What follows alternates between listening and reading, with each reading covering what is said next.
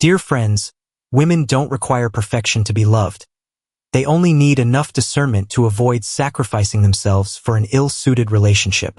In life, two things should never be squandered: tears on those who don't value them, and time on individuals who aren't worthy. When confronted with infidelity, a woman's most elegant revenge is to live honorably and maintain her dignity. Music. I married him at the age of 20, following nearly 3 years of courtship, though it wasn't a union born of ardent passion. Still, I once believed it was, at the very least, founded on mutual respect and partnership.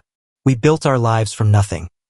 A modest apartment bought on installment, a scooter that splashed grime onto our pants in the rain, and nights spent taking turns watching over our child battling a fever. My conviction then was that a man simply needed to be free of gambling, drinking, and womanizing, and to be responsible toward his family. Yet, we women often lull ourselves into a false sense of security with a naive optimism that everything will ultimately be fine.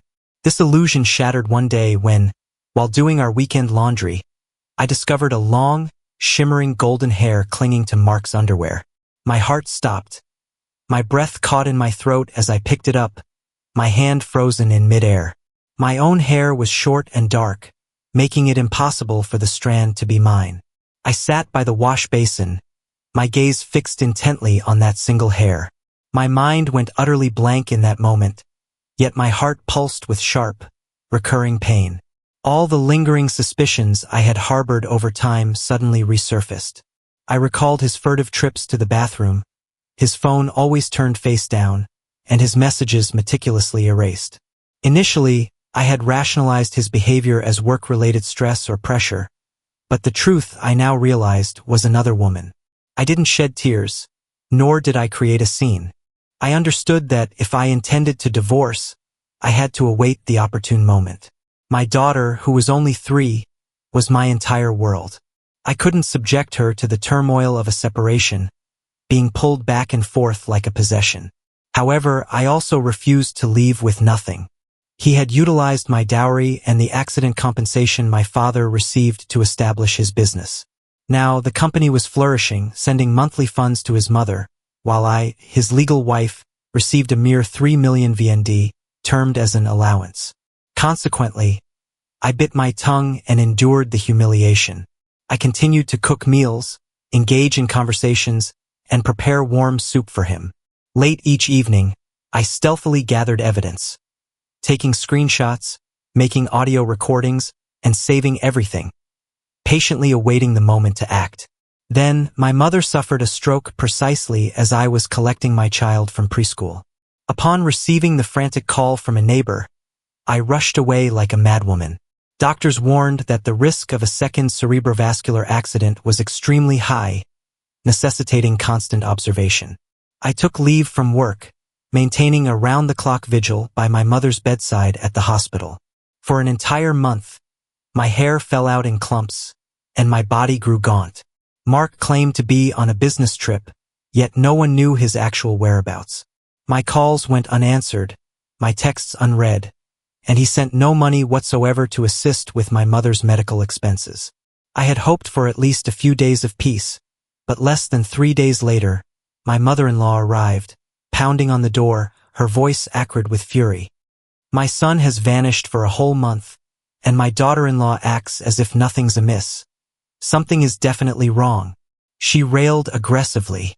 My hands trembled as I presented my mother's hospital admission papers. I've been at the hospital with my mother for the past month. I'm utterly exhausted. My only concern is her well-being. She completely disregarded this, pointing a finger at my face and yelling, "My son left because of your incompetence. You've failed in your wifely duties and are even planning to commit adultery and betray your husband's family." My face flushed with anger. After enduring so much for so long, I was now being brazenly slandered. As I struggled to suppress the surge of emotion, my phone rang. It was the hospital, and the doctor's voice was urgent. "Hello, is this Miss Sarah? Your mother's condition has deteriorated. To save her, we must order imported medication, requiring at least 10 million VND today." I let the phone drop, my body turning cold. My father was already gone. I couldn't bear to lose my mother too. At that moment, my only recourse was my mother-in-law. I bowed my head, trembling. Mom, could you please help me? I only need to borrow 10 million.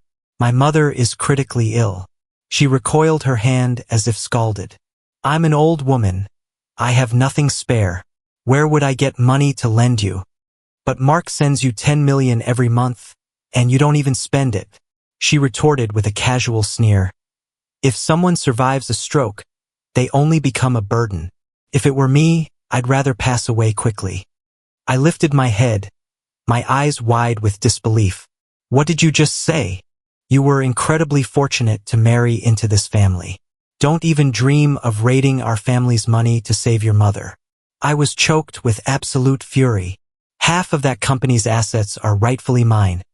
I'm simply trying to secure my share. I'm requesting a loan, not begging. She sneered contemptuously. Once you marry into this family, all wealth becomes your husband's family's property. Don't even imagine a division. I spun around, went into my room, rummaged through my jewelry box, grabbed my purse, and rushed out to seek a quick loan. Before I could even reach the door, she lunged at me. She yanked my hair, then slapped me sharply across the face. You insolent daughter-in-law, daring to steal gold from this house? I fought back desperately to retrieve my bag. She collapsed onto the floor, wailing loudly. She hit her mother-in-law. Oh my goodness, everyone. She's trying to rob us of our gold and silver. Neighbors, hearing the commotion, poured in to intervene. I cried out in utter despair. Months of accumulated humiliation erupted within me like an all-consuming fire. What are you weeping for? Go cry to your mother at the hospital. You impertinent daughter-in-law. I trembled with incandescent rage, feeling as though someone was suffocating me. But then, my phone rang once more. It was the hospital. I clenched my fists, gave her one final, furious glare, and turned away. I sped out of the house, as if fleeing the inferno I had once considered my home. I stood transfixed outside the emergency room, my hands still violently shaking, my mind a tangled mess of worry, dread, and bewilderment. But above all, I felt an intense, suffocating bitterness. Bitterness that my mother was gasping for every breath while I, her only daughter, couldn't even procure 10 million VND. Bitterness that the man I had shared my life with for so many years was now comfortably and blissfully beside another woman. And even deeper bitterness knowing the truth behind his incessant business trips. My suspicions had long been brewing. A woman's intuition is rarely mistaken. From the moment I discovered that stray hair in his underwear, I had been covertly observing him, refraining from confrontation or jealousy. I understood that any impulsive action would cause me to lose everything. I had a child, my reputation, and a firm resolve to ensure he departed with nothing. I secretly accessed his Google Drive account, the one we had shared since our wedding. Photos automatically synchronized from his phone depicted romantic dinners in hotel suites, a pair of bare feet on crisp white bedsheets, and a glimpse of a hand with deep red nail polish resting on a wine glass. I silently saved each image. Eventually, I identified the mistress, our upstairs neighbor. She was youthful, attractive, with a striking figure, and always wore rather revealing clothing.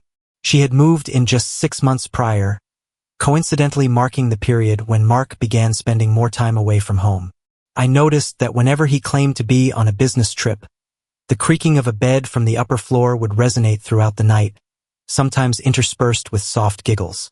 I lay beside my feverish daughter, cradling her, my heart consumed by a searing pain. Yet, the next morning, he would return home with an air of nonchalance, wearing a cologne-scented shirt, kiss our daughter, and then cast a look of contempt upon me. Just look at yourself, he'd remark. You're both overweight and unattractive. Who could possibly stand it? I offered a strained smile, a grimace that felt like swallowing bitter gall.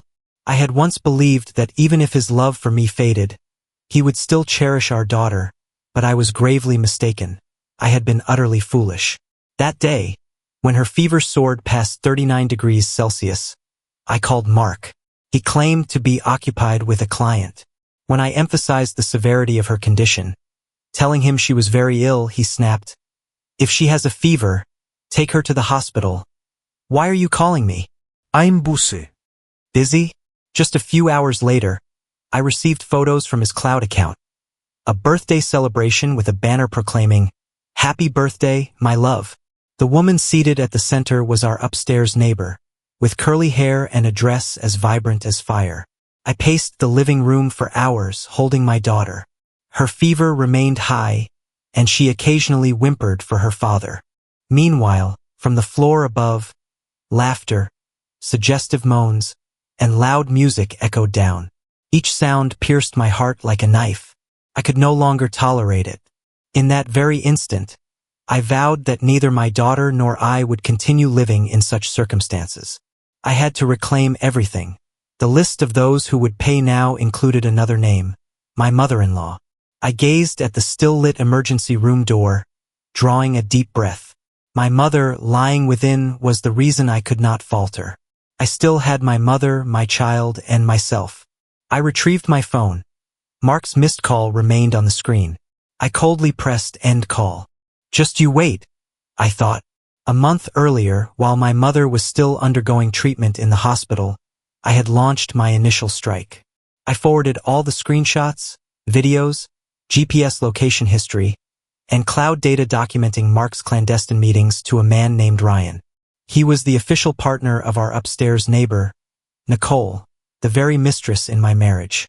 Nicole, young and attractive, with a fiery physique and often scantily clad, had moved into the apartment above less than 6 months ago. Coincidentally, her arrival coincided with Mark's increasingly frequent business trips. I had been unaware that she was merely a plaything Ryan was keeping. This man, in his early 40s, portly and with a coarse face, had amassed his wealth through construction material sales. Lately, he had grown weary of his cheap mistress and had begun to pursue a young, beautiful receptionist at a newly opened showroom.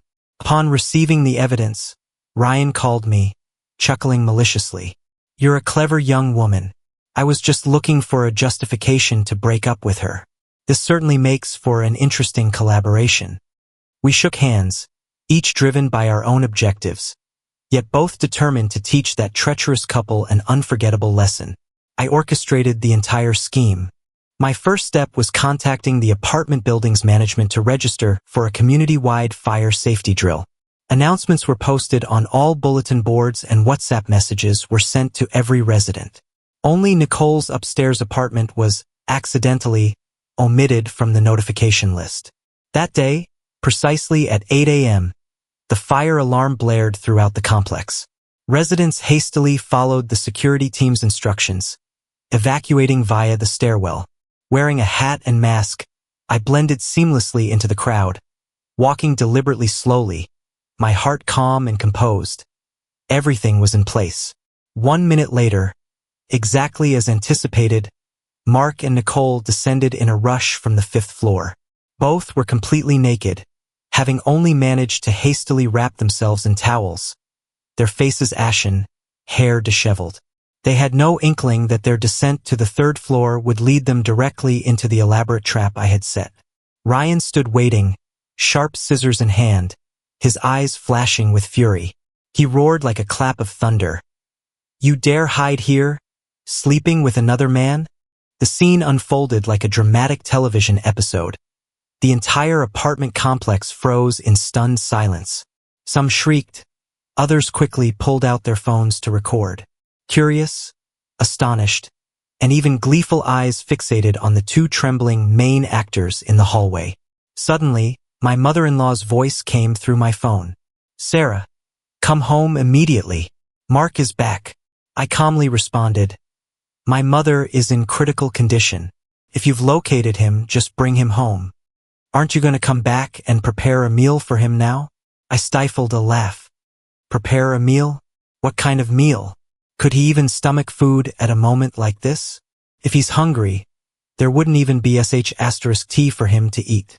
I ended the call. Upstairs, events unfolded precisely as planned. Ryan lunged, attempting to strike, his mouth spewing an endless stream of curses. You promiscuous woman. I provided you with a good education, a respectable office job, and you ended up sleeping with another man. A building management employee rushed in to intervene, yelling, "Mr. Ryan, please calm down. What are you doing in broad daylight?" He paused, seething with intense regret for not having had the chance to inflict a serious injury on the traitor. My mother-in-law suddenly burst onto the scene. Upon seeing her son unclothed, she shrieked, "Oh, my son just made a foolish mistake. All men have their weak moments. What you people are doing is nothing short of driving him to desperation." Hearing this, I almost burst into laughter. It became clear that she was aware of everything. She wasn't blind or deaf, but simply chose to side with injustice, as long as it meant supporting her son. Ryan's eyes narrowed, and he gritted his teeth. "Are you implying it's solely her fault? Your son is shameless, and his mistress is a hussy. If a mother doesn't know how to raise her child, I'll take on that role." With that, he swung his hand and delivered a forceful slap directly across my mother-in-law's face. The sharp crack echoed loudly. She lurched abruptly to one side, her mouth twisted in shock. I was startled, yet secretly felt a rush of gratification.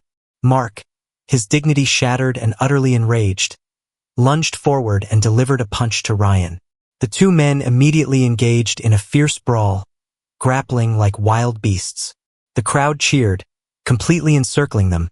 Phones held aloft like a swarm of bees hunting for honey. Someone loudly shouted, "Record it! Get every detail!" A cheating man, letting his mother be slapped in front of everyone. Mark frantically yelled, "Stop filming! Delete it! Delete everything!" But it was too late. Everything had already been captured on video. My mother-in-law, pulling a coat around her son, dragged him back into their apartment as if hauling a lifeless body.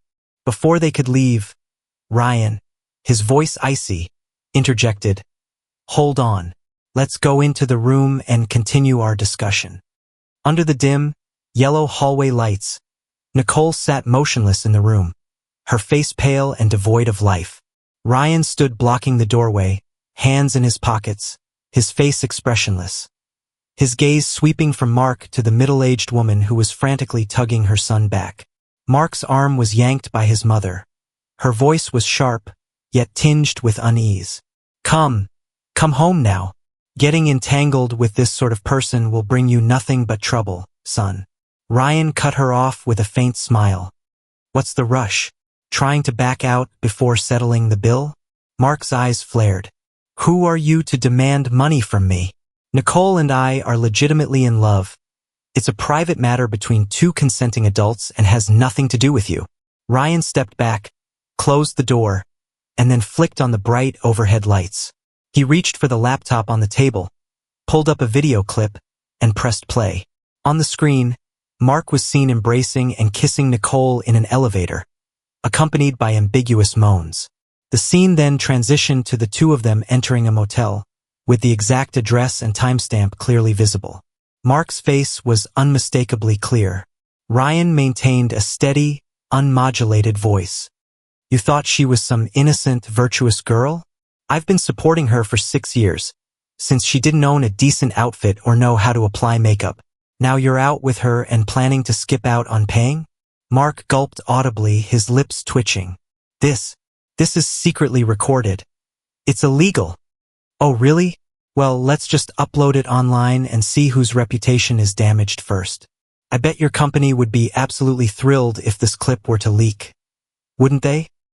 His mother, at that moment, looked as if she might collapse, clutching her chest. "Oh dear, I'm ruined, Mark.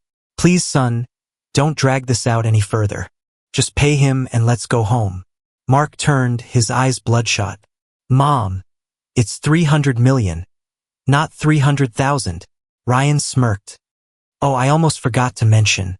It's not just the video clips. There are also text messages and voice recordings of Nicole calling you my love, along with promises of phones, money, and even bank transfer confirmations. Do you truly believe you'd have any credibility left in this society if all that were exposed?" He strode to the table, produced a pre-drafted agreement for emotional damages, and placed it on the glass surface. Sign here. Transfer $300 million by tonight. The deal is finalized. From tomorrow, she's yours. I'm deleting her number, blocking her contact. She's no longer my concern. Mark gritted his teeth, glaring at Ryan, but then his eyes involuntarily dropped to Ryan's bicep, fully tattooed with a dragon's head, and the long, discolored scar still visible on his shoulder. The scent of cigarette smoke emanating from Ryan's breath made him feel nauseous. His mother had already retrieved her phone, her hands trembling uncontrollably. As she unlocked it, she whimpered, "Oh my goodness, all my retirement savings are gone. My son, $300 million just for one woman." Ryan glanced at his watch. 20 minutes. If the money isn't in my account, I will personally send your company this gift. The panicked mother, with shaking hands, entered the password, her finger hovering to confirm the transfer. The phone chimed with a short notification sound. Ryan picked up his phone, checked it, and then sneered, "That's enough." He walked to the door, flung the metal door wide open, and turned back to face the two petrified figures. "From now on, she's yours. Enjoy her if you wish, suffer if you must. I'm washing my hands of this. Remember my words. Nothing in this world is free. If you cheat, you'd better wipe your mouth clean, or you might just get stabbed." With that, Ryan departed without a backward glance. His heavy footsteps echoed with a cold finality down the hallway of the apartment complex. Mark's mother clutched her head, gasping for breath, while Mark, utterly drained of color, stared at Nicole. She remained motionless in the corner of the room, not daring to utter a single word. Ryan left. At that very moment, I received a message notifying me of a $300 million VND transfer to my account, with Ryan's name and the note, "Hospital fees." I texted back, "Thank you, Mr. Ryan. Thanks to you, I have the money to treat my mother. Thank you once again." Ryan replied, "It's nothing. I just helped you because I found the situation disagreeable. Don't waste your tears on a man like your husband. Just leave him and rebuild your life." Yes, thank you very much, Mr. Ryan. The old adage is indeed true. Not everything that glitters is gold, and not everyone who appears respectable is genuinely decent. My husband, for instance, seemed refined and polite, yet he betrayed his wife and child. Ryan, a man of rough character, nonetheless extended a helping hand to me in my distress, never resorting to oppression or bullying of the vulnerable. The surgery extended beyond 4 hours, and I waited outside the emergency room, my heart ablaze with anxiety. When the doctor finally emerged and removed his mask, he offered a slight nod. The operation was successful, though continuous monitoring is essential. The patient has been transferred to the intensive care unit. Hearing this, I collapsed into a chair, feeling as though a colossal weight had been lifted from my chest. My throat was parched, my eyes stung, but no tears flowed. Perhaps they had all been depleted. A few days later, my mother regained consciousness. While she couldn't speak, her hands showed slight movement. I clasped her hand, experiencing a mixture of joy and sorrow.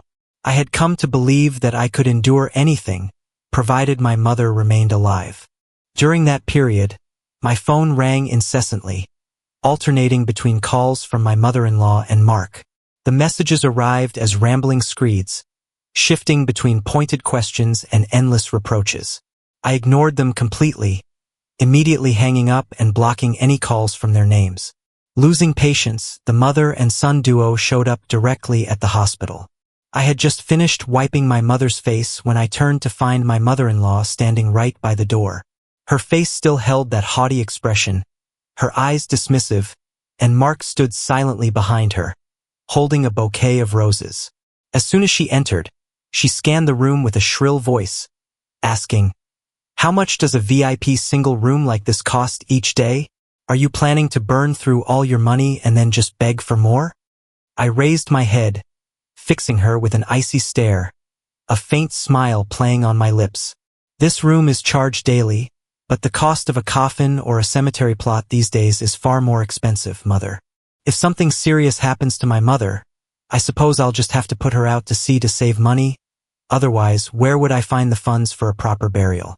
Her eyes widened in outrage, and she rolled up her sleeves as if ready to physically confront me. You. Mark quickly grabbed his mother's arm, holding her back, and lowered his voice. Mother, this is a hospital. Please don't cause a scene. I turned my head to look directly at my husband, my tone light and unconcerned. Isn't that money meant to support your mistress? I'm simply helping you reduce your burden. Isn't that considerate of me? Mark's face flushed purple, then drained to a pale white. He gripped the bouquet tightly, his mouth opening and closing without a sound. Mrs. Susan interjected, her voice sharp and sly. I have no idea what nonsense you're talking about. He was just returning from a business trip that day and coincidentally passed by a crowded area, so he stopped to watch for a moment. As for the building management getting involved, she continued, who could possibly know who hid the drill notice? Curled my lip. Ah, so that's it. I'm the one who planned that entire flawless performance, and now I'm being called whoever. No matter, please do continue. Seeing his mother's explanation falter, Mark stepped forward and placed the bouquet on my mother's bedside table. His voice became notably softer, feigning an apologetic demeanor. Sarah, it was all just a misunderstanding, and my mother wouldn't deceive you either. I truly was busy last month, expanding a branch in Philadelphia. I swear on 3 fingers this will never happen again. We're husband and wife. We have to trust each other, right? He pushed the bouquet toward me, smiling broadly. You love roses, don't you? This is the kind you often post on Facebook, remember? I went out of my way to find this exact variety. I looked at the dark red roses, wrapped in cellophane, emanating an intensely strong scent of pollen. It was truly ironic. Even my 3-year-old daughter knew her mother was allergic to pollen, yet the person I had shared a bed with for years couldn't recall it, even confidently offering these flowers as an apology. My chest felt like it was burning, not from the pollen, but because my anger had reached its breaking point. I shot up, snatched the bouquet, and flung it directly at Mark's face, yelling, Mark, you've been secretly cheating on me. How long do you plan to keep up this charade? He instinctively recoiled, petals scattering at his feet, but my voice remained steady. I've had enough. My mother almost died, our child is sick, and you're in bed with another woman. I declare I want a divorce. Even if you committed adultery, you are still my husband, our child is mine, and I will take back all the money. I pointed toward the door, my voice sharp, and you and your mother, get out of my house, and it's best if you never return. A rose thorn scratched Mark's face, leaving a long mark from his cheekbone to the bridge of his nose. Blood began to seep out, staining his pristine white shirt, but it couldn't hide the panic in his eyes. He stood rooted, his lips trembling. What proof do you have? On what grounds do you demand I leave with nothing? My mother-in-law had rushed over by then, wiping her son's blood with a tissue, all the while wailing hysterically.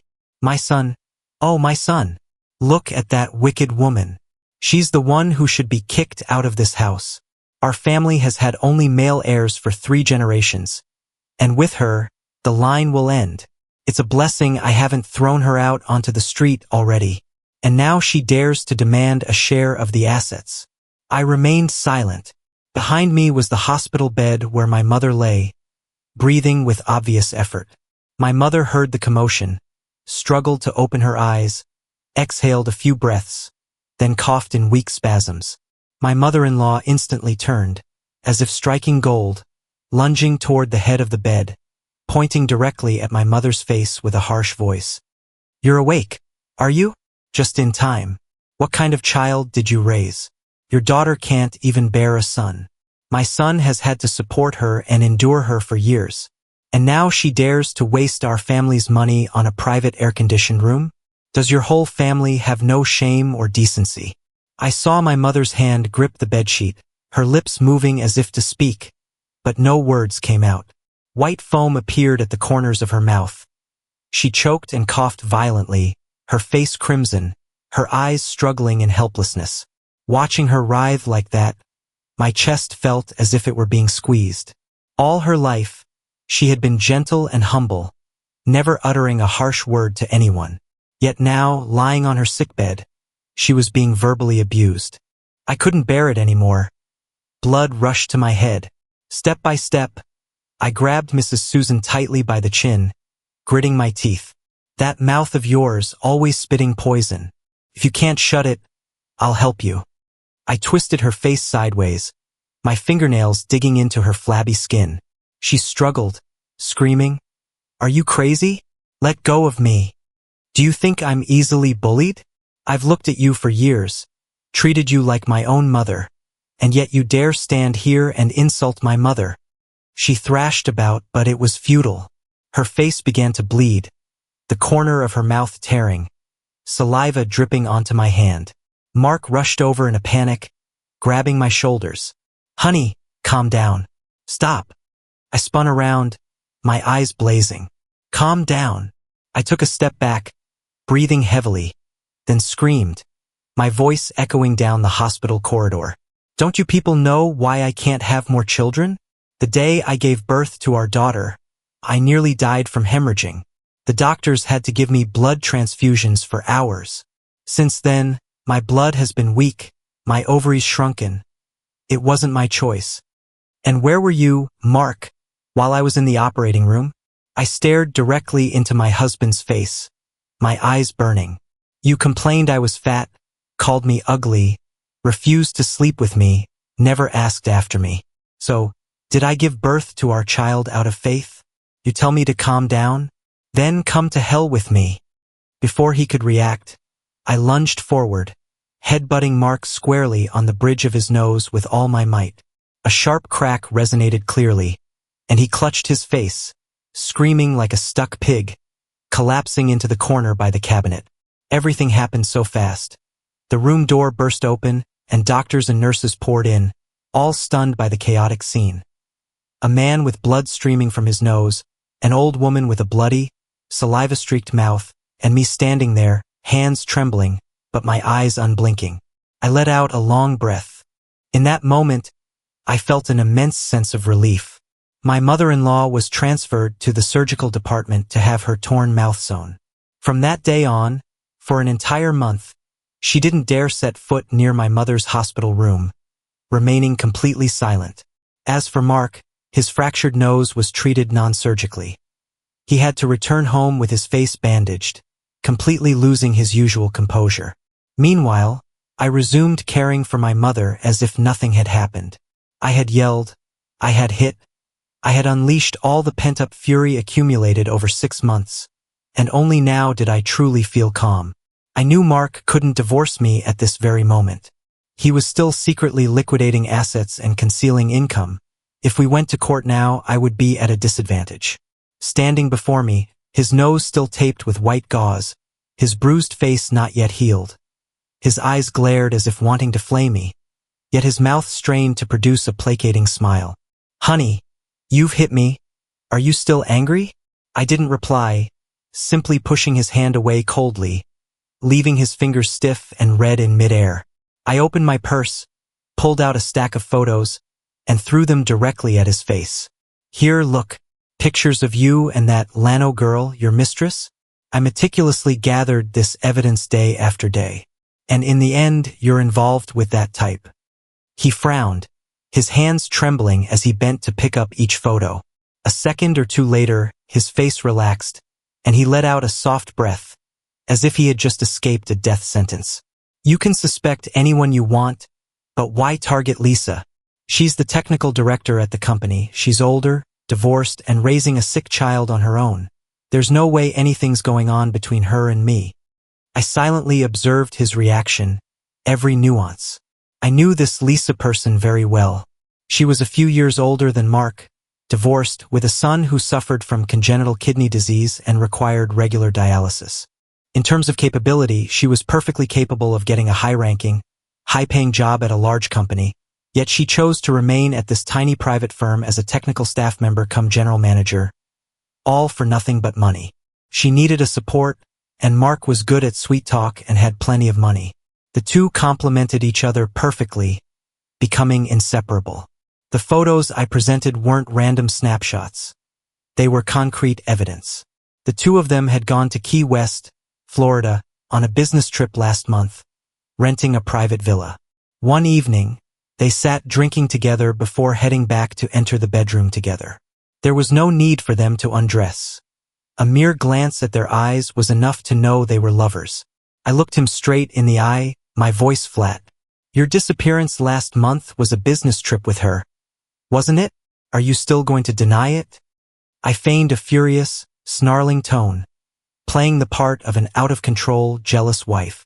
Mark, flustered, immediately rushed to embrace me, patting my back as if comforting a child. No, there's nothing. Think about it, Lisa is only a few years younger than my mother. If I were involved with her, I wouldn't be human anymore. She's just an old colleague who's been with me since the company started. The company is preparing for a transfer now, and I promised to reward her $100 million. That's the whole story, completely transparent. I nodded, my expression a mixture of belief and doubt, my voice laced with reproach and a hint of sulkiness. Are you really planning to give her $100 million? My mother is in the hospital, and you can't even spare a single cent. So, am I your wife, or is she? He chuckled weakly, his response casual. Verbal promises have no legal value. When the time comes, if I don't acknowledge her, what can she do? And if she makes a fuss, I'll just toss her $10 million to shut her up, and that'll be that. Someone as indebted as her would jump at the chance. As he spoke, he gently squeezed my hand, his eyes still fixed on my face, likely gauging my reaction. I showed no reaction, only offering a soft, watery smile. What about my mother's hospital bills, then? How will we handle them now? I'm genuinely strapped for cash right now. Just keep a record, and later, whatever I give Lisa, I'll pay your mother the same amount. Every single word he uttered was living proof. I lowered my head, smiling gently as if I had conceded. My right hand, hidden beneath my light jacket, subtly pressed the stop recording button. The entire conversation had been perfectly saved on my phone. Mark exhaled, believing he had softened me, thinking he still held the upper hand. He was oblivious that he was, in fact, grasping the blade. I rose, feigning exhaustion. I'm going back to the hospital with Mother. We'll discuss this tomorrow. He nodded, calling out as I left, Don't overthink things, wife. Everything will be fine.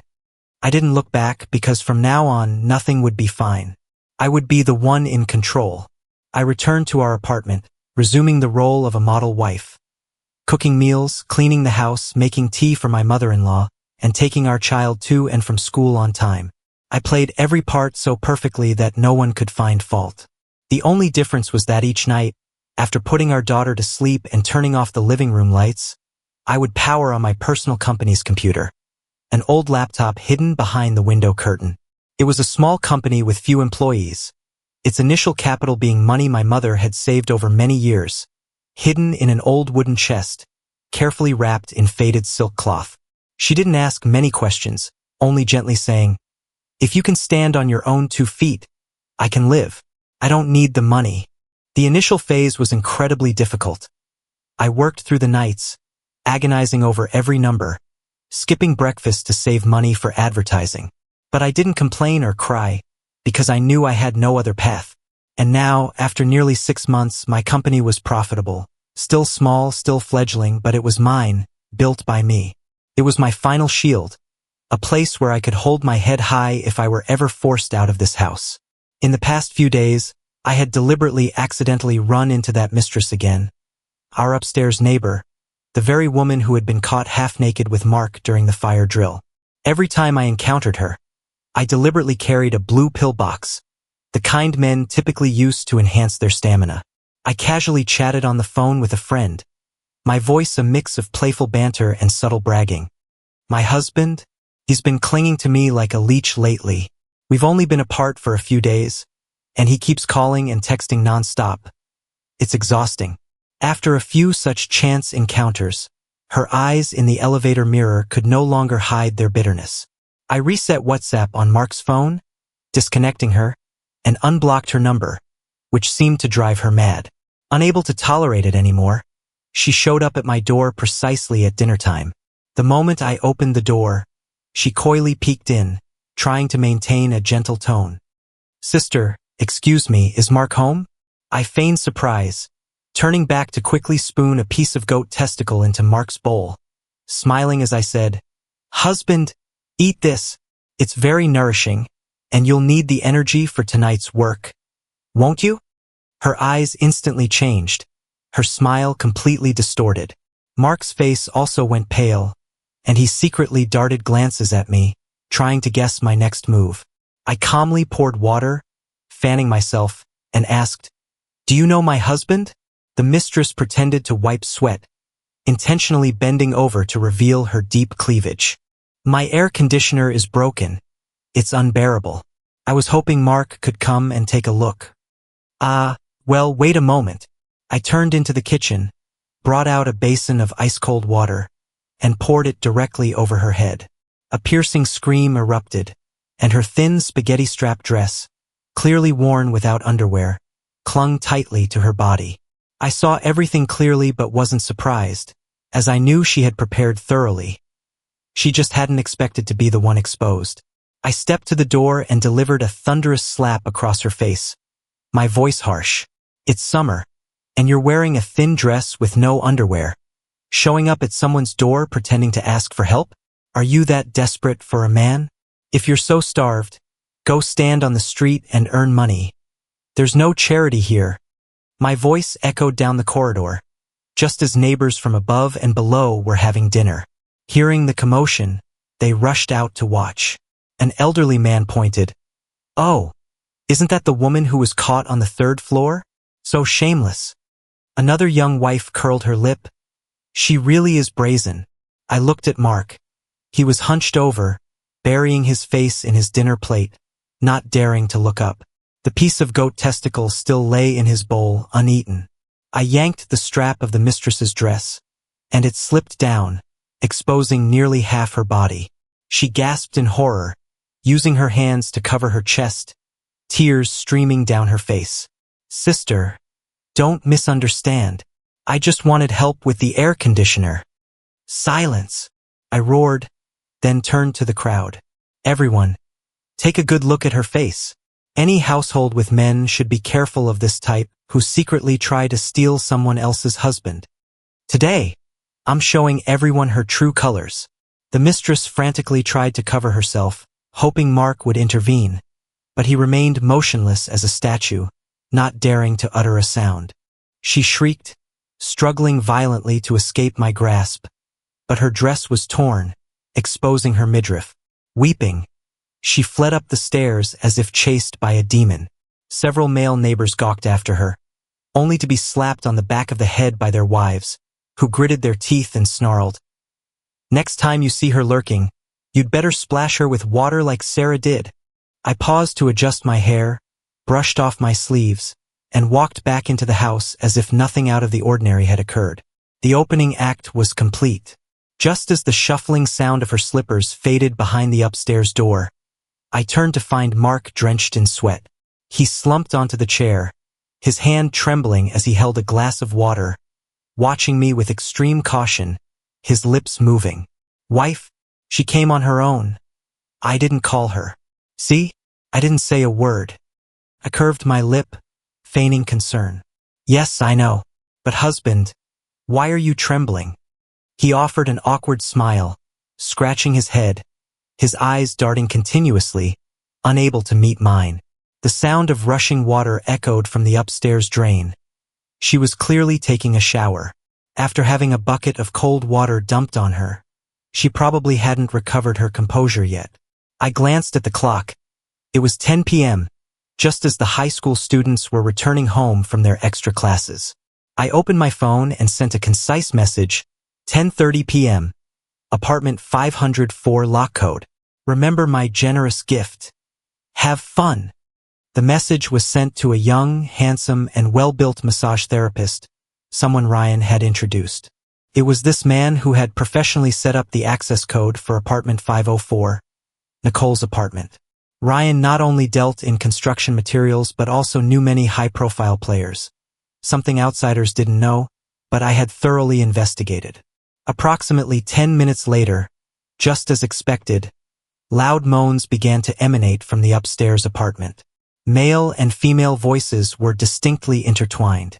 The door was visibly ajar. On that sultry summer night, the sounds echoed throughout the hallway. Moans, shouts, and gasps for breath. Just as the high school students were leaving their classes, their innocent faces passed by, turning bright red upon hearing the sounds. Their bodies trembled as if struck by a gust of wind, and whispers quickly escalated into angry condemnations. Utterly degenerate. And you let students passing by hear that?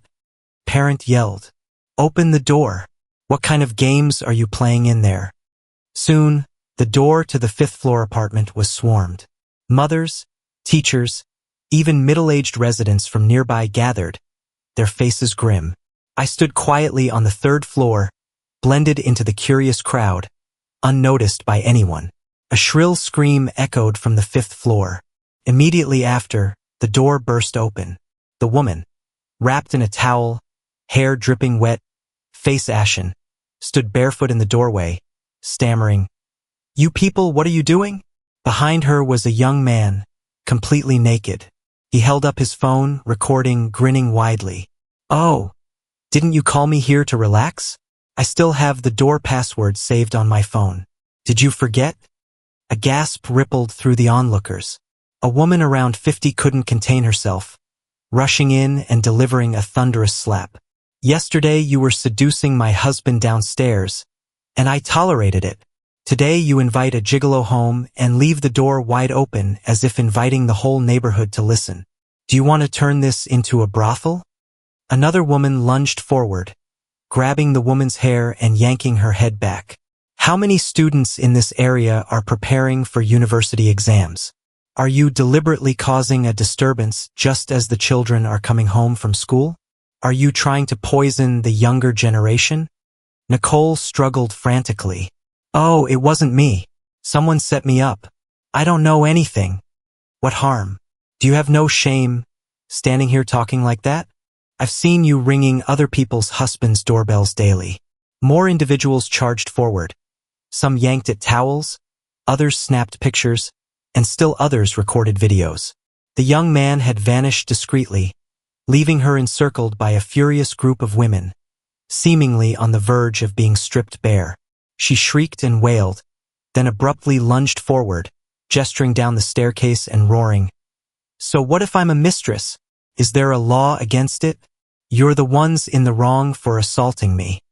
She then challenged, "What gives you the right to disrespect me?" A hush fell over the entire row of apartments. She scanned her surroundings, her voice growing raspy. "There's old man on the second floor, old Chris on the third, and old Quan on the fourth. All three of them slept with me, and each one promised marriage. Now I guess they're all dead." The atmosphere seemed to freeze for a split second before erupting into pandemonium.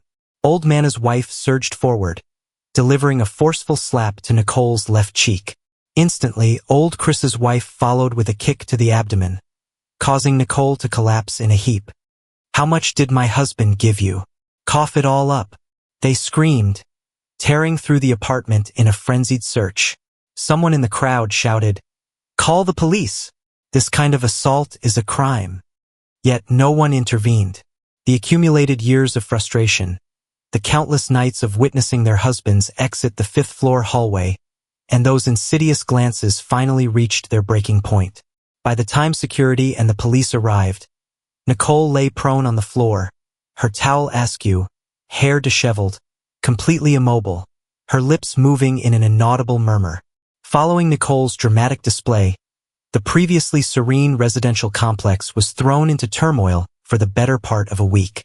Neighboring women gossiped endlessly about the shameless mistress, and it wasn't uncommon to see husbands being yanked away by their wives as they passed the fifth-floor apartment, as if being led on a leash.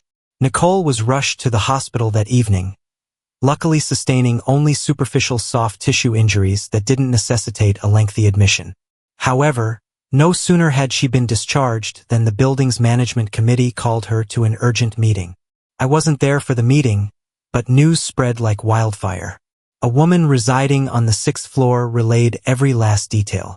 Management unequivocally declared that her actions constituted a breach of public morality, negatively impacting the community. She was informed that upon discharge, she must voluntarily vacate the premises. We do not welcome individuals who tarnish our shared living environment. The repercussions were a fitting end for Mark's supposed true love. It transpired that throughout this period, his business trips were merely pretexts. He was actually diligently attending to his mistress in the hospital. How did I know? Lisa revealed it to me. She was a woman who had once wholeheartedly supported Mark, assisting him in expanding his company, balancing the books, and painstakingly managing every last cent. She had served as his indispensable right hand, but things shifted when I aided her in securing a kidney donor for her child. The young one suffered from congenital kidney disease, requiring regular dialysis treatments. Previously, she had tirelessly sought help from numerous sources, desperately trying to fund each round of treatment, but genuine assistance remained elusive. Meanwhile, I, a person with no influential connections, discreetly handled everything. From medical records to locating specialists, to reaching out to charitable organizations that maintained lists of organ donors. I spoke to the child as though they were my own kin, cooked them comforting porridge, and gently wiped their face when medication caused them to vomit. How could she not be deeply moved by such actions? I even drew $100 million from my private company's revolving fund, handing it over to her to cover the surgery preparations. That sum represented my emergency savings, my ultimate lifeline. Had everything collapsed, I understood that one couldn't win a game without the courage to make a significant wager. At first, Lisa was hesitant to accept, wary of becoming entangled in a web of obligations or resentment. However, I calmly retrieved my phone and played an audio recording. It was Mark's own voice, brazenly discussing his willingness to default on payments, making empty promises, and even sneering. Verbal agreements have no legal weight, do they? If I deny it later, what can anyone do? Lisa's expression transformed, shifting from stunned disbelief to simmering anger, gradually settling into profound disappointment evident in her eyes. She looked at me, her voice hushed, yet firm. You've helped me to this extent. What do you expect from me in return? Without equivocation, I took her hand and recounted my story, piece by piece. From betrayal and degradation to silently rebuilding everything while holding back tears. I told her, Lisa, the $100 million Mark promised you was nothing more than a fantasy. But the money I offered is real. It's money that saves lives. I'm not attempting to buy your loyalty. I want us to escape him together. If you assist me, I will share equity in my private company with you, no formal commitment necessary. I give you my word of honor. Women understand each other, and I trust you won't betray me. She nodded without the slightest hesitation. Furthermore, she entrusted me with all of Mark's financial records, encompassing both the official shareholder reports and the clandestine documents used for illicit money transfers and asset segregation. And then she whispered a critically important detail. Mark was contemplating firing Scott, the sales manager. The two had long harbored a silent feud, and Lisa simply needed to add fuel to the fire at the opportune moment. I was momentarily speechless. It became clear that love didn't solely blind women. Men, when swayed by their emotions, could be even more oblivious. I hadn't needed to spend a single cent. With one heartfelt, sincere disclosure, I had gained the allegiance of the woman who had once trusted him unconditionally, and in doing so, acquired the individual holding his entire list of strategic clients. Scott was a formidable piece. Once he departed, Mark would undoubtedly face significant turmoil, and with his recruitment, I would possess the necessary strength to reconfigure the entire game. I began to re-envision the chessboard, positioning each piece, each person, in their precise place. This was no longer merely a matter of marriage. It was a campaign to reclaim my freedom and honor. I was fully prepared. Mark, the next move is mine. This time, I would permanently remove him from my life, leaving him utterly penniless.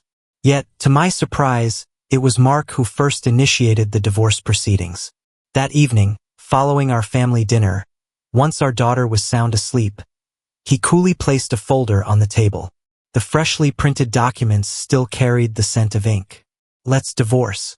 I've fallen in love with someone else." He gazed at me, his voice flat and unemotional, as if merely reciting a leave request. "I'll leave with nothing, giving you the house and our daughter. Are you satisfied now?" I lifted my head, meeting his gaze directly. Beneath his seemingly composed demeanor, a barely hidden glint of self-satisfaction betrayed him. He continued speaking, as though worried I might misinterpret his offer as a personal sacrifice. "And as for your old company, which was originally mine, it's drowning in debt. Feel free to take it if you wish." I offered no argument. Instead, I quietly rose, opened a drawer, and retrieved a stack of documents, placing them alongside his on the wooden table. "Then listen closely, Mark. I want all the shares of the new company you've just established. I have no interest in the remains of the old one." His gaze froze and his hand, which had been idly caressing the wooden beads, began to tremble imperceptibly. I calmly proceeded, "I possess all the evidence of your concealed assets. I can initiate a unilateral lawsuit, and tracking down the origin of assets registered in your name would be straightforward. Do you truly believe I undertake anything without a meticulously laid plan?" Mark leaned back, scoffing. "Who exactly are you trying to intimidate? What evidence do you possess? Do you genuinely believe a few random photos will suffice to take me down?" I offered a subtle smile, my gaze fixed on him. "During the fire drill, why did every apartment in the complex receive a notification except for your mistress's? Who do you think orchestrated Nicole's eviction from the building by the residents? And evidence of infidelity doesn't necessarily require explicit photos. The sworn testimonies of dozens of neighbors who witnessed your actions firsthand would be more than sufficient for the court to rule that you violated your marital obligations." Mark's complexion paled. His lips trembled, and his voice began to falter.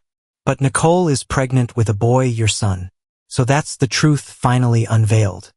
He hadn't been rushing into marriage out of love, but rather to ensure his son would be recognized as legitimate, free from the stigma of illegitimacy. He lowered his voice, practically begging, "I'm asking you just this one time. Please give me a way out so I can provide for my new family." I gazed at the man with whom I had shared a bed for so many years, now so flustered he was clutching the hem of his trousers, and felt only an unsettling emptiness. I was fully aware that the old company was now merely a shell, burdened by an overwhelming amount of debt. Taking it over would simply mean inheriting a pile of liabilities, so I nodded in agreement. "All right, I don't want the old company. I'll take the new one, which has a market valuation of $50 billion. And one more condition. Our daughter must be returned to me immediately. You and your mother must voluntarily relinquish all visitation rights." He began to object, but I preempted him.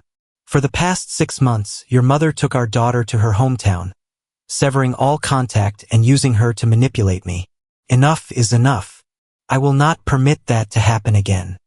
Mark took a deep breath, striving to maintain his composure, clearly believing he was securing a favorable deal. "I agree. I can rebuild an empire from nothing. I'm not afraid." I burst out laughing. "Who do you think you are? During those arduous startup days, who stayed up all night with you, brainstorming ideas? Who meticulously saved every penny to build our capital? Who drafted every contract and negotiated with every single partner? Mark, your success was never exclusively yours." A month later, I emerged from the courthouse, clutching my divorce certificate. A crisp seasonal wind blew, yet my spirit felt remarkably unburdened. Just as I reached the courthouse gates, I encountered Nicole, arm in arm with Mark, exuberantly walking inside. She was clad in a vibrant red dress, her lips painted a matching crimson, her face radiant as if heading to a celebration. Upon seeing me, she raised an eyebrow in a provocative gesture. "You publicly slandered me in front of countless people, but what did it achieve? I endured it all, biting my tongue, and what's the final result? I am the victor. Just you wait." In less than a year, I will be the wife of a true tycoon. I felt no anger, nor did I utter any scathing remarks. I merely stepped closer, offering her a light embrace, and whispered softly enough for both of them to hear. Thank you. Thanks to you, I saw his true colors. I genuinely wish you both a lifetime of happiness together. You two should hurry inside, or you'll be late for your meeting. All those notarization procedures can be quite bothersome, you know. I turned and walked away directly. I had no reason to harbor resentment toward a mere mistress. After all, I now controlled a company valued at $50 billion, complete with a loyal team, long-standing clients, and, most importantly, my freedom. Money smells far sweeter than a treacherous man, and without someone to steal my husband, how else could I have managed to clear out an entire nest of garbage in one go? I stood discreetly beneath a sparse tree just outside the downtown Los Angeles County Courthouse, arms crossed over my chest, my eyes tracking the couple emerging from the courthouse grounds. They were radiant, as if they had just finalized a real estate deal rather than simply receiving a marriage certificate. Mark adjusted his shirt collar, while Nicole cast a subtle, provocative glance my way. At that precise moment, Tang, Mark's personal assistant, rushed toward him, his face ashen, as if on the verge of collapsing. Mr. Mark, we have a major issue. Mark frowned. What is it? That contract with Party A from last month, the one you had Scott sign on your behalf? It's now due for handover, and they're suing us for breach of contract, demanding over $5 billion in damages. But the client never received notification of the authorization's cancellation, meaning the contract is still legally binding, and that individual just officially joined Lily LLC. I offered a faint smile. That Lily company? That's my own private venture, which I've painstakingly built over the past 6 months. Mark's face drained of color. Does that company even have the capacity? Alex discreetly glanced at me before responding softly. Its current owner is your ex-wife. If she agrees to assume those contracts, your new company might avoid this penalty. Mark whirled around to face me, his lips quivering. We were once husband and wife, we shared our lives. Please help me just this once. I crossed my arms, my voice chillingly devoid of emotion. I didn't come here to offer assistance, but rather to witness your downfall and disgrace. However, I'm not entirely heartless. I can still point you toward a potential path to survival. I stepped closer, leaning in and lowering my voice just enough for him to hear. For years, you've consistently wired money back to your mother in Springfield, Illinois. Yet, she's been using those funds to support younger men in Ames, Iowa. Want to try and reclaim it? Go back and see. You might salvage enough for a couple of iced teas. Mark instantly collapsed right outside the courthouse gates, burying his face in his knees, sobbing like a child. For our daughter, I'm begging you. If her father is bankrupt, who will she look up to later? I scoffed. Her father? I already told our daughter that her father passed away long ago, buried somewhere in a German cemetery. She has no father. As I turned to depart, I was startled by the sound of rapid footsteps approaching from behind. A middle-aged woman, clad in a sun-protective jacket, tall boots, and carrying a heavy-duty helmet, suddenly rushed forward. Before Nicole could even fully turn around, her hair was violently yanked back, and a resounding slap landed across her face. Damn it! Who are you, ma'am? Nicole stammered. The woman remained silent, delivering a forceful kick to Nicole's lower abdomen, making her collapse like a sack of rice. Mark frantically rushed forward, but he was unable to dislodge the woman's grip. I stood calmly, arms crossed, observing as if it were a live street performance. You can be a mistress, and I'll endure that, but attempting to bear a child for my husband? You've chosen a path to destruction. She continued to land precise, forceful kicks on Nicole. Bystanders gathered, some shouting, others rushing to summon the local police. It wasn't until the wail of approaching sirens that the woman finally released her grip, yelling, "So what if I can't have children? But I would rather have no children at all than allow this woman to birth a disgrace that would carry my husband's name." I smirked. That woman was old Ryan's legal wife. And as for Nicole's pregnancy, It was I who had whispered the news into her ear. The cost of betrayal didn't necessitate my direct intervention.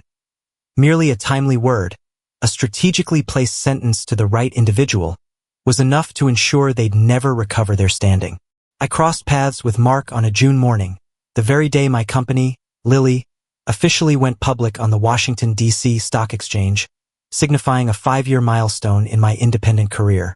The ballroom of the 5-star Ba-Din District Hotel was filled to capacity, everyone impeccably dressed. Lights flashed incessantly, and reporters jostled for interviews, cameras clicking relentlessly. As I was inscribing my name onto the honorary plaque at the inauguration ceremony, a figure burst forth like a maniac from the security entrance. A man, disguised in a janitor's uniform and clutching a fruit knife, lunged directly toward me. Fortunately, my bodyguards on either side reacted with lightning speed.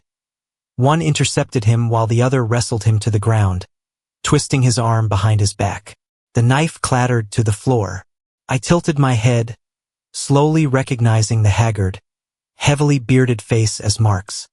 He struggled violently, his eyes bloodshot and veined with crimson. "You bastard! I'll kill you. Everything you possess today rightfully belongs to me. My ruin is entirely your fault." I said nothing, simply instructing the attendant nearby, "Remove this trash from the ballroom, keep it clean." Before turning my back, I paused, bending down to meet his gaze with icy eyes. Living with a wife who can't bear children, staring at each other daily must be quite frustrating, wouldn't you agree? The comment caused his face to flush purple, his eyes bulging, yet he remained speechless. Following the public assault by Ryan's wife, Nicole had been forced to confess to Mark that the child was not his. Humiliated and desperate to reinvent her life, she had secretly terminated the pregnancy. Doctors had cautioned her against further abortions, as she had already undergone many, warning that another would render her infertile for life.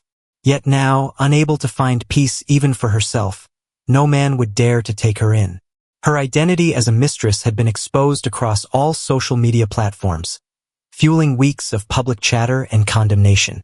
No company would hire her, no family would consider her for marriage. She now merely cowered in a dilapidated, temporarily rented room in Mike's Alley, staring vacantly at Mark all day. The man, too, was spiraling downward daily. Burdened by the $5 billion compensation, Mark had to beg his elderly mother in Springfield, Illinois, to sell their ancestral home, even emptying her carefully hidden retirement savings. His nearly 70-year-old mother, now impoverished, was forced to collect recyclables in Washington, D.C. to survive, still burdened with 2 additional mouths to feed. As for him, his situation was no better. He was added to the bad debt registry, his name indelibly stained in the banking system. No one would hire him, no one dared to assign him work, and he spent every day in a drunken stupor. Just recently, he was summoned by the Greenwich Village, New York Police Department for assaulting both his wife and his own mother. His elderly mother was admitted to Massachusetts General Hospital, unconscious, while he could only sit with his head in his hands, weeping, unable to cover her hospital bills, with no one willing to sign a guarantee.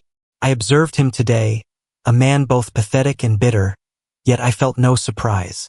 Everything unfolding had been meticulously anticipated by me long ago. That's precisely why I employed 24/7 bodyguards to protect both myself and my young daughter, the very child he once dared to use as a hostage to force my submission. When he roared about wanting to commit suicide, I casually kicked the knife out of reach, my voice chillingly calm. "If you're so intent on dying, go jump off the Golden Gate Bridge. Just don't soil the hotel floor." I motioned for a staff member to bring a bucket of thick, putrid dishwater, collected from the cafeteria, and had it placed directly in front of him before tossing down a stack of cash. "Take this bucket. Walk around the hotel courtyard for 2 hours under the midday sun. This bucket weighs 30 kilograms, by the way. As you walk, loudly denounce yourself, declaring you're a terrible, wretched man. If I'm entertained, I'll give you more money. Otherwise, you can just stand there and starve." He trembled. For the first time, I witnessed him swallow his rage, his eyes glistening with tears, yet he still picked up the bucket and stood. The bodyguard didn't wait for his voluntary compliance, but pressed the bucket into his hands. I smirked. Your mother is still hospitalized, awaiting every cent for her medical bills. I have no time to help, nor do I have any desire to save her. Besides, if she passes away, she won't require a burial plot or an urn. So whatever you save can conveniently be used to finance your mistresses. He remained silent, his head bowed, his jaw clenched as he dragged the bucket of water. Sweat poured from him like rain, the heat from the concrete courtyard rising, and the overpowering stench of the putrid water caused him to retch violently. I stood on the second-floor balcony, looking down. He hunched in the center of the courtyard, muttering self-deprecations, as if bearing the cumulative shame of his entire existence. That bucket of water weighed 30 kilograms. There was a time when I had carried my child through the living room, both comforting and weeping, but with one crucial difference. Today, I was no longer that woman. I lifted my head, gazing at the radiant golden sunlight of Washington, D.C., my heart remarkably light. Before me lay a broad, clear path, unhindered by anyone. 5 years had passed. It was a crisp early autumn morning in Washington, D.C. I found myself on the 18th floor of our new corporate building, settled by the window. As I savored my lotus tea, my gaze drifted to the busy street below. Gentle sunlight, breaking through the clouds, cast a warm, serene glow upon my shoulder. Sterling Innovations had since broadened its reach, establishing new branches in Los Angeles, Miami, Florida, and even Singapore. While international business publications dubbed me the Iron Rose of Latin America, my colleagues within the company preferred the more familiar Sister Sarah. Such accolades held little importance for me. True spiritual freedom was what I cherished above all. My daughter, now in elementary school, dedicates her evenings to playing the piano and journaling. She's a kind, perceptive, and deeply affectionate child. What's particularly striking is her complete omission of any mention of her father. I once harbored fears that she might feel a sense of loss, yet it was actually her who offered me solace. I don't need a father, she declared. Because I have you, Mom.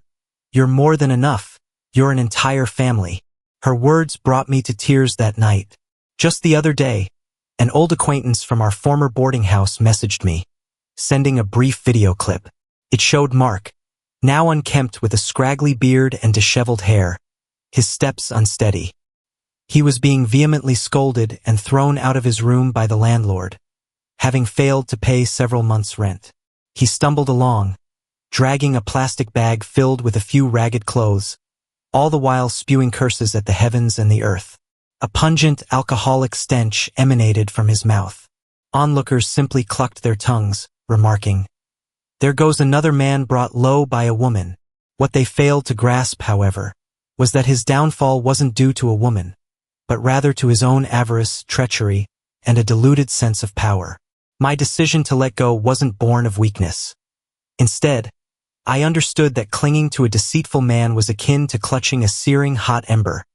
The tighter one holds, the deeper the burn. I had experienced love, pain, and even despair, but ultimately, I came to the profound realization that simply waking up each morning to pursue my passions, surrounded by those I hold dear, and no longer enduring a life of fear or subjugation, that, for me, is true fulfillment. As for Mark, should he ever reflect, the life he once possessed, once scorned, and ultimately cast aside, has now become an irrecoverable past. A woman who has emerged from the depths of hell no longer fears the flames. To live honorably and with one's head held high is, indeed, the most exquisite form of retribution. My dear friends, this short story now concludes. Music,